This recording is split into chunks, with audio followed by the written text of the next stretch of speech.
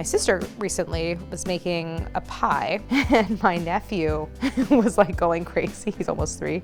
He was just like, when can I eat that pie? And I was like, well, did you save the scraps of the dough to like bake, you know, in like the toaster oven and then like give to him? And she was like, no, I got rid of them. So it's like, save your scraps because you might have a toddler being like, feed me pie right now.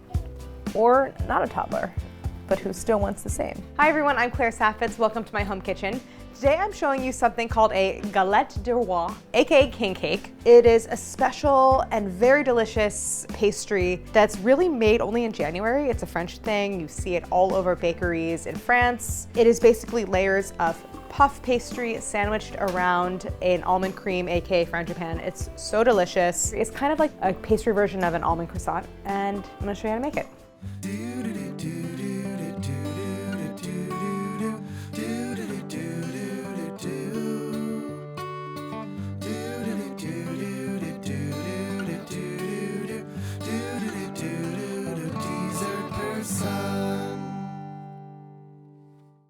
So this is called a Galette de Rois, which means basically king cake, but not to be confused with the king cake that you sometimes see in the US, like the New Orleans specialty king cake, which to my understanding is like a brioche, sort of. So it's like a totally different thing, but my understanding is has the same kind of origins, which is like it's eaten around the Epiphany, which is in January. I don't know what that holiday is because I've never celebrated it.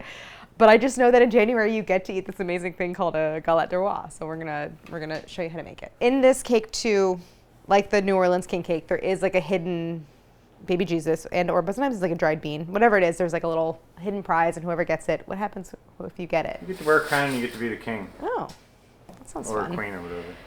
I'm not gonna put a bean in because it seems like a choking hazard, which is the thing I think about a lot these days. So we're just gonna make it no hidden prize.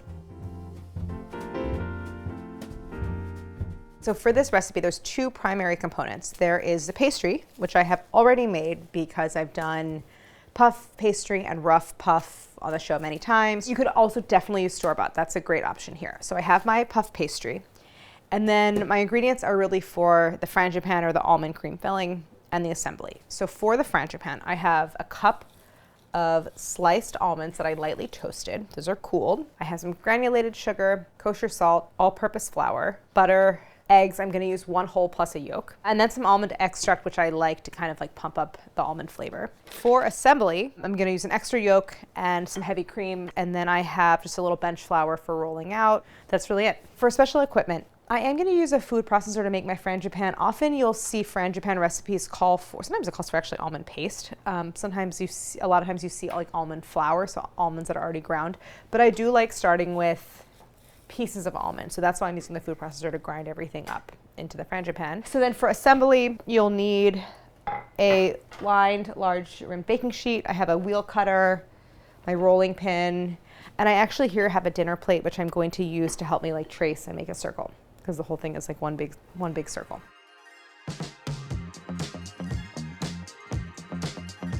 So the frangipane, because I've already toasted the almonds, this is quick.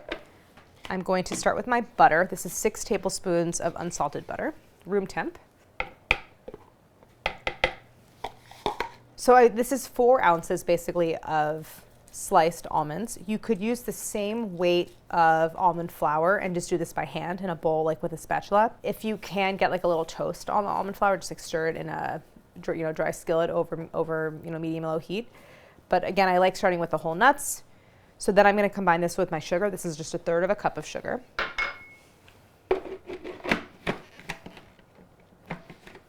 What is frangipane? So frangipane, did I put this on wrong? I sure did. Frangipane is a filling made from almonds. You could make this with a different nut. You could do pistachio, which would be really good. I mean, frangipane is almond. That's the traditional flavor, but you could do any other nut. You could do walnuts, pecans. Okay, so I'm gonna start by combining these 2 ingredients.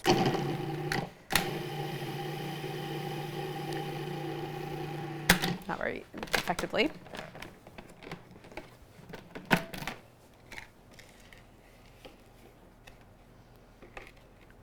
So with this recipe, as with a lot of any kind of recipe where you're combining butter and eggs, you want everything to be room temp. So my eggs are room temp. And I want to just mix this until the butter and sugar are like well combined and kind of creamy.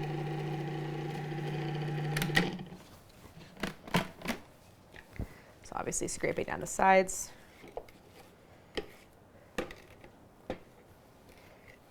Okay, now I'm going to add my almonds and get these really well ground.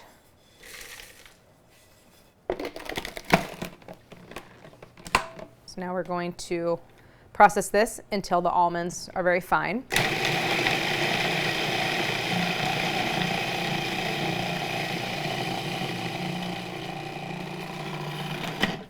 I'm just gonna add the salt also. I guess it doesn't really matter, I can do it later.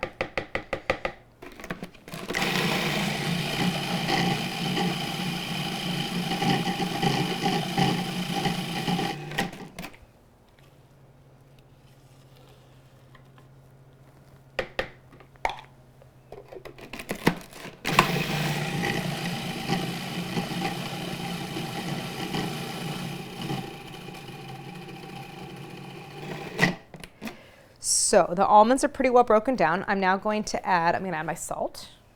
Oh, you know what? I think I forgot the vanilla. Do I add vanilla in addition to the almond? Let's do it. Why not? Okay, so now I'm gonna add 1 whole large egg plus 1 yolk.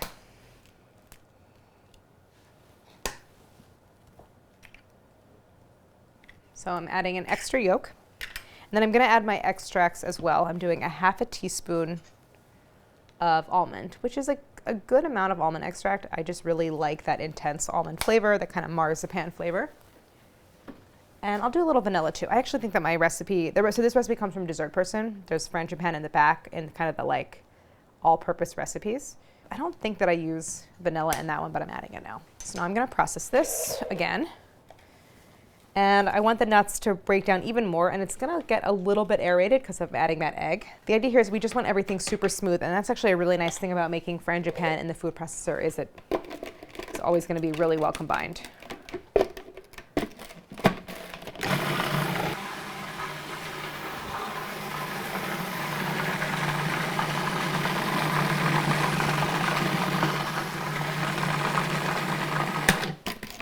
Why is it so liquid? Maybe over-processed it a little bit. So now I'm gonna add, it's really liquid. I think the oils and the nuts started to get a little bit warm. Now I'm gonna add 2 tablespoons of flour. This flour is there as kind of like a stabilizer.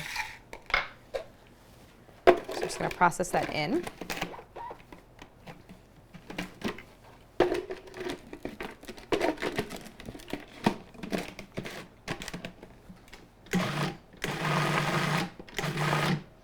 So here's my Frangipane. Like I said, it's a little liquid.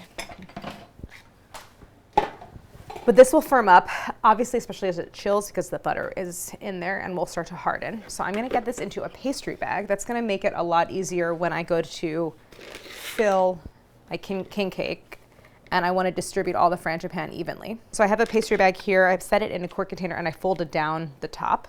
This helps to fill it without getting the top of the bag really messy. And this recipe makes about 2 cups of Frangipane. So if you're making any recipe that calls for Frangipane, you can use this.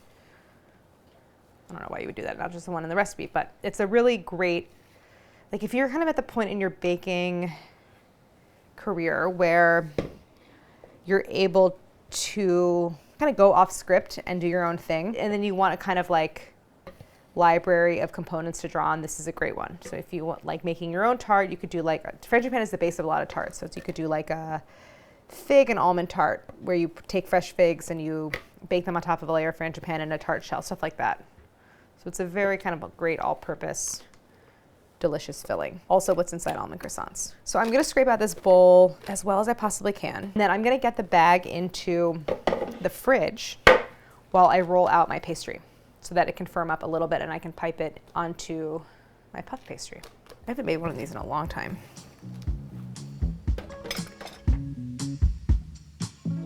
So while my filling is chilling and setting up, I'm going to roll out my pastry. So here I have, this is puff that I made last night.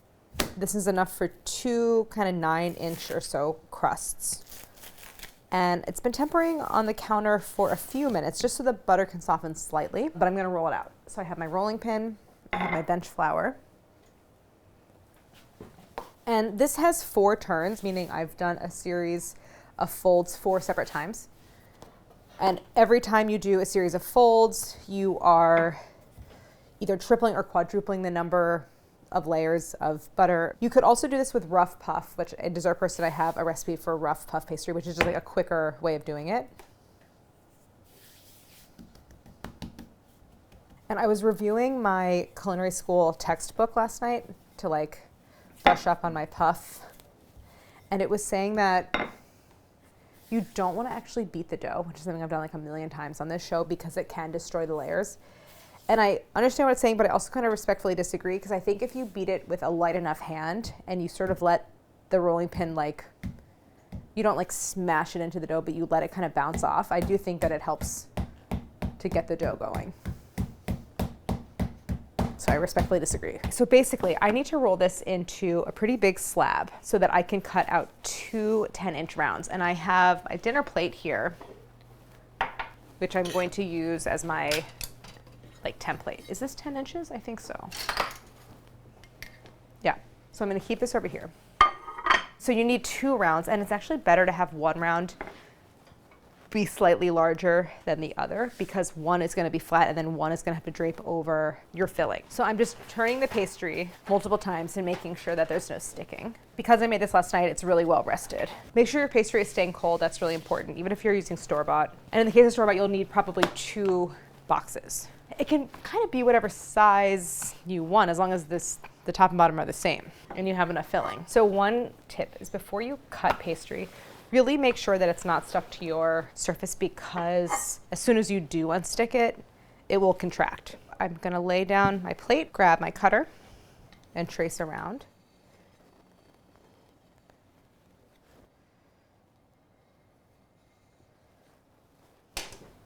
And then I'm gonna do the same thing again, but I'm gonna give it a little bit of clearance. So I'm gonna put the plate down, gently press, so I get the imprint of it. And then I'm going to cut around with like an extra 1/4 inch or so. I want to chill these briefly because in that rolling process they've warmed up slightly. So I'm going to get my pastry onto my prepared sheet tray. And maybe what I'll do is I will put this guy on here. And I'm going to get these into the fridge. And then actually maybe I'll do a quick trip to the freezer. So just like 5 minutes in the freezer just to get that butter firm again. And then we're going to move into assembly. I'll put that guy in the freezer and this guy in the fridge because that's all the room I have. In just the amount of time it took me to kind of like clean off the surface, I think that's long enough for the pastry and the filling. So I'm going to grab both and we're going to put it together. So I have here my egg wash. This is just a couple tablespoons of heavy cream with 1 yolk. This helps to make a really, really shiny surface. And then I have just a couple tools here for assembly. Yeah. Are you excited? Yeah. Okay, here. Oh my goodness. Oh my goodness. So here I have my base, which is nice and cold. I'm going to take my filling and just snip an opening in the top of the bag, about maybe 1 inch or so. It's firmed up pretty well. And now I'm going to, starting in the center, I'm going to pipe a spiral of the filling. And I want to cover the entire surface, but leaving a good 1/2 inch or even like 3/4 of an inch along the border. If you don't perfectly pipe so that you've used every last bit by the time you're at the end, just go back in with like a little offset spatula. I'm just using a butter knife here and even it out. My pastry is like a little oblong. From lifting it onto the surface, it sort of stretched a little bit, but that's okay. I can always actually trim it. So now I'm going to do a little border of egg wash around the bottom. So one of the most important aspects of assembly is really sealing the top layer of pastry to the bottom because it's very common for there to be like a leak, essentially. And for some of the pastry, because of their egg content, it sort of puffs up. It can like bust out of the pastry. So make sure you do a nice solid layer of egg wash. And now we're going to lay the top piece of pastry onto the bottom. Looks like a crustable. Uncrustable? Uncrustable. So now we want to go back in and really, really firmly press the top and the bottom together.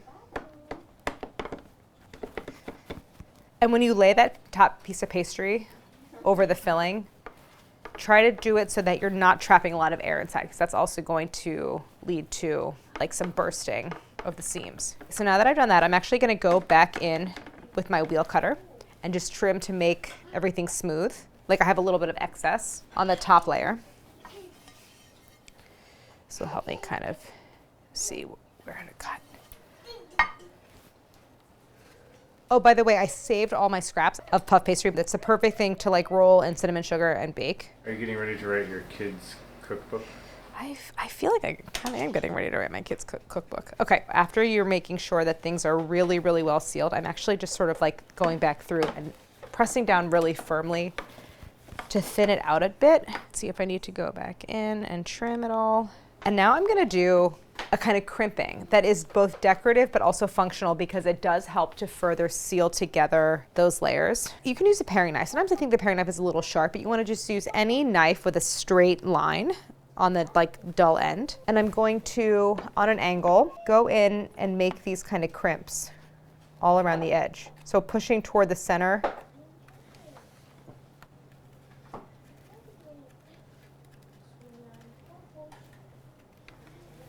All right, so now I've gone all the way around and made this nice kind of decorative crimp, but again, it's there to help seal the top and bottom layers together. Now I'm going to take my same egg wash and I'm going to brush this across the surface. Now what I don't want to do is brush those sides that I just crimped, because that can like seal the layers together. And what I want is this kind of accordioning, there we go. I want this accordioning out, like and up of the layers, that expansion. And so the whole thing becomes really tall. I don't want it to be domed. I actually want the whole thing to rise evenly and like parallel with the surface. So I don't want to seal those layers with the egg wash. So I'm just going to focus on the top surface of the pastry. And now there's a further kind of decorative touch that you see on Galette Rois, which is this kind of like radiating curved pattern. So I'm going to take the dull edge of my knife again, and starting in the center, I'm going to make a kind of curved line. Oh, sorry, is that too? Is that? Sorry, this is just a baby playing in the background. So starting in the center, I'm going to sort of rotate as I make this curved line, and it's going to be this kind of like radiating curved pattern. You want to do this while the egg wash is still a little wet, because it's that like dragging and you're kind of like removing the egg wash from that line, and that's what's going to give you the definition. This is freehand, so you just kind of make this like curve and do this outward all the way around, always from the center. And the idea is that you're not really cutting through the puff. You're ever so slightly scoring it. There's two final steps. One is I'm going to freeze it for just a few minutes to firm up the pastry, which has also now been at room temperature again for a few minutes. And then the last thing is I'm going to cut a little tiny hole in the center as like a steam vent. And then we're going to bake it. So 5 minutes in the freezer is really all it needs, but then we're going to bake it.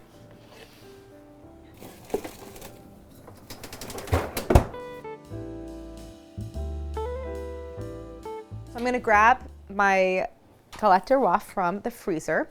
My oven is on 400, so this bakes pretty hot.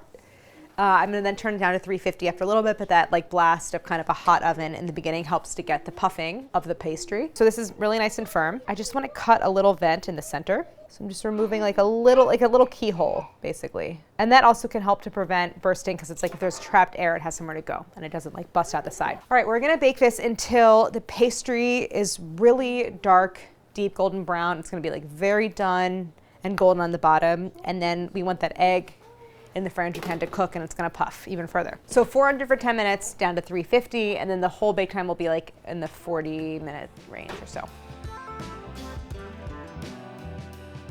So it's the middle of the night right now. It's 2 o'clock in the morning. It's not even 5. At 40 minutes, it was looking so great. And I was like, I just want a tiny more color on top. So I moved it to the top rack, and then I should have taken it out sooner. Aside from that, it looks so good. You can see how evenly it rose all the way around. Like it gained so much height from that expansion of the layers. There's like some steam escaping from the little hole in the center. The lines look really nice. I love how flaky the sides are. It looks so good. So it is super hot.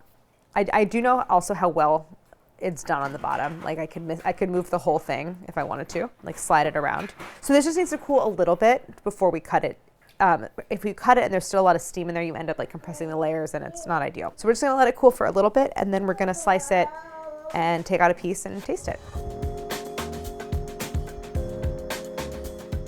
Ow, is this thing still insanely hot? Yes. Are we gonna cut it anyway?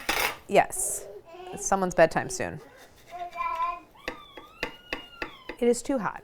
I did compress the layers a little bit as I cut it, but it's gonna taste really good. I was thinking about this. There's a third of a cup of sugar in the whole thing. I mean, there's a little bit of sugar, like 2 tablespoons in the dough, but it's actually kind of a low sugar dessert. Not very sweet, which is kind of what I say about everything. What I like about it is you can eat it like a piece of pizza. Oops.